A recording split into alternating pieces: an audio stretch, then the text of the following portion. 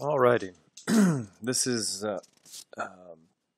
just an overview of the vocabulary and concepts of this passage from Act 5 of Macbeth. Um, this is the so-called tomorrow and tomorrow passage, and so I rather than read it myself, I'll just kind of go line by line, and I'll attach an additional performance, I suppose, of it. That's my daughter coughing in the background.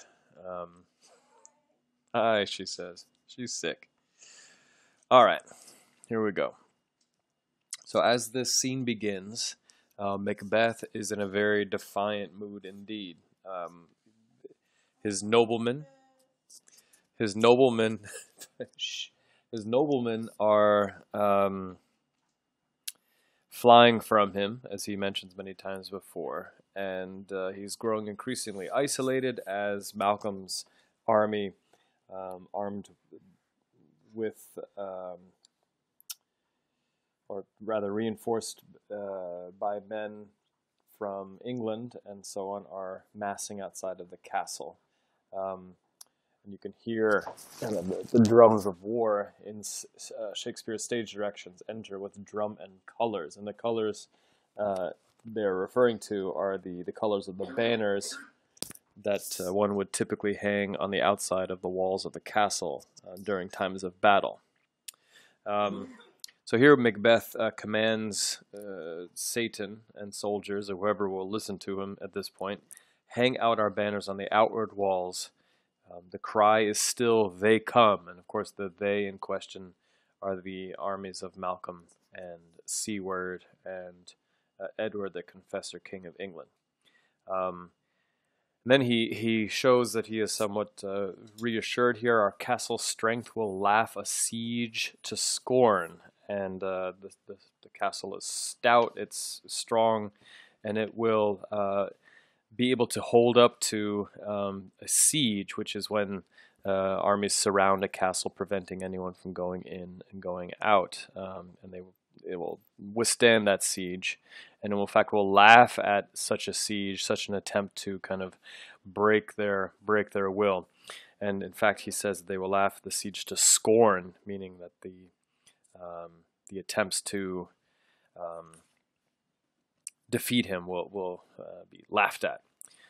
Here let them lie, he says, till famine, with death by hunger, and the ague, which is illness, eat them up. So, defiant, probably a little bit delusional. Those best describe Macbeth. And you can kind of hear, it just in terms of the language here, imagery, sound imagery. You can almost hear the drums beating. You see the colors of the banners, and then you hear the personification of the castle as it laughs at the armies outside. Okay, let's move on. In line 5, he has kind of a side thought, which is about his noblemen and soldiers and generals that have fled from his side and joined the other team, so to speak. And he says, were they not forced or reinforced with those that should be ours? So in other words, if their armies were not supported by and strengthened by men that should be my men, we might have met them direful beard to beard. We might have met them with equal strength and power, beard to beard or hand to hand, mano a mano, and beat them backward home. And then what's that noise? We hear the cry of women off stage, and then Satan, his servant, says, it is the cry of women, my good lord. And at that point, Macbeth, instead of being concerned or frightened, says in an almost reflective tone, talking about himself, I have almost forgot the taste of fears. The time has been my senses would have cooled. To hear a night shriek and my fell of hair would add a dismal treatise rouse and stir, as life were in it. This is all in iambic pentameter. It's worthy of noting, and which is befitting a kind of reflective, heartfelt moment. it's a monologue, so Satan is kind of standing nearby, and so he's revealing things freely and openly to people around him. As to what he's talking about, he's talking about how he almost has forgotten what it feels like to be afraid, and he reflects that in the past his senses would have cooled to hear a night shriek. He would have frozen in his um, on the spot to hear something like a night shriek or a scream like that one at nighttime. And his fell of hair, or his kind of thicket of hair, would add a dismal treatise rouse. Dismal being kind of sad and depressing. Treatise being a speech or a loud voice or a shriek. And rouse means to kind of wake up suddenly, to be, you rouse yourself from bed in the morning. Maybe not so quickly, but you rouse yourself from bed in the morning. And he's talking about how his hair would stir and stick straight up when afraid, as if life were in it, as if his hair were alive. As a side note, this of course is taken out. These lines are out of the version that we have been working with Patrick Stewart, the bald Macbeth, for obvious reasons. It wouldn't make sense for him to read this line because he's got no hair. Anyway, the most important lines are the ones that we see in line 13, where he says, "I have supped full with horrors," with horrible things. He has eaten so much horrible stuff, not literally, but he has done so many evil things, consumed them. And it's interesting that he uses the word sup, as meaning to eat, as if these horrible things are now part of him. They are inside him. And so for this reason, direness or something that is horrible and scary, because they are so familiar to his murderous, slaughterous thoughts, cannot once start me. They cannot scare him any longer. Thank you. All right. So moving on to the second page of this, Seton enters, and the mood changes again because Macbeth asks, "Wherefore was that cry?" And wherefore doesn't mean where, it means why. Why was that cry? Why did somebody scream? "The queen, my lord, is dead." And it's a very simple line, delivered without much poetry. It is a very stark, simple declaration of what has happened, which is kind of interesting given the significance of this death. This is his wife. This is the queen, and Seton just kind of delivers it.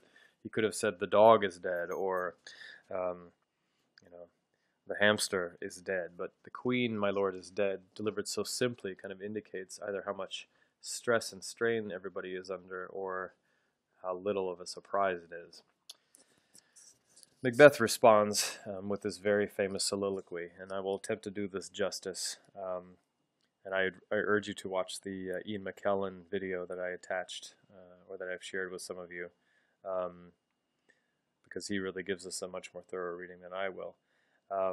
But for our purposes, he responds to this news by saying she should have died hereafter. She should have died later, because at that point there would have been a time for such a word, that word being presumably the word dead or death. And there's a dash here between line 20 and line 21, indicating kind of a pause, and it seems like he reacts here, like as if to say this is a really bad time for her to die. Maybe it's wishful thinking. Maybe he wishes he had time to really think about her death and react to it. I don't know. But then he begins this kind of reflection. Tomorrow, and tomorrow, and tomorrow. And I heard somebody say, I think it was Ian McKellen, who said that the most important word in this line 21 is the word "and," because he's beginning to think all of a sudden about the future, and really, what does he have to live for now? And the use of, I guess we could call it polysyndeton here, emphasizes just how dreary the future seems now, and not only for himself but for all of humanity in his view. And this is underscored by the personification in line 22 when he says that tomorrow creeps in this petty pace from day to day to the last syllable of recorded time. And the word creep there is significant because it means to move very slowly, but it also has kind of connotations of insects and creeping things on the ground, snakes and so on. And then he also talks about the pace, the speed is petty and kind of insignificant and silly. And notice the alliteration here of petty pace is creating a sound almost like spitting, petty pace, as if he's speaking with disdain at the future, and he's thinking about the future in a less than complimentary way. And that this will happen to the last syllable of recorded time is pretty bleak also, because this kind of pettiness and lack of inspiration will continue until time ends, which is a very long time indeed. There's a semicolon there, which indicates a pause, and he reflects that in line 24 that all of our yesterdays have lighted fools the way to dusty death as well. So not only is the future bleak, but all the yesterdays that have been in the past have also been equally insignificant. They have lighted fools the way to dusty death, and all our yesterdays. I'm not quite sure what to make of that word. I never have, but the idea is that the past has kind of the lanterns of the past have guided fools. It could be us. Ian McKellen says it could be the village idiot or just the fool of the town, the way to dusty death. Either way, the whatever light has guided people through their lives in the past has not led us in the right direction clearly, and leads inevitably to what he calls dusty death. So not a very optimistic view of the past either. And the use of alliteration in 25 again has this kind of dead sound. It's kind of a thudding noise, dusty death. And then this apostrophe of out brief candle, those spondaic out syllables are in the repetition of the word out indicate kind of a changing of focus, a changing of pace. And interestingly, he's saying, he's commanding the candle to go out. Some have said that the brief candle is a metaphor for all life. Some have said that it's a metaphor for Lady Macbeth's too short life, brief being short. Some people have said that it's perhaps Macbeth calling out for death to come, his own death, and we can read that on multiple levels, I'm sure. What comes in the next 4 lines is an extended metaphor where he compares life once again, and he does this in a lot of his plays. He compares life to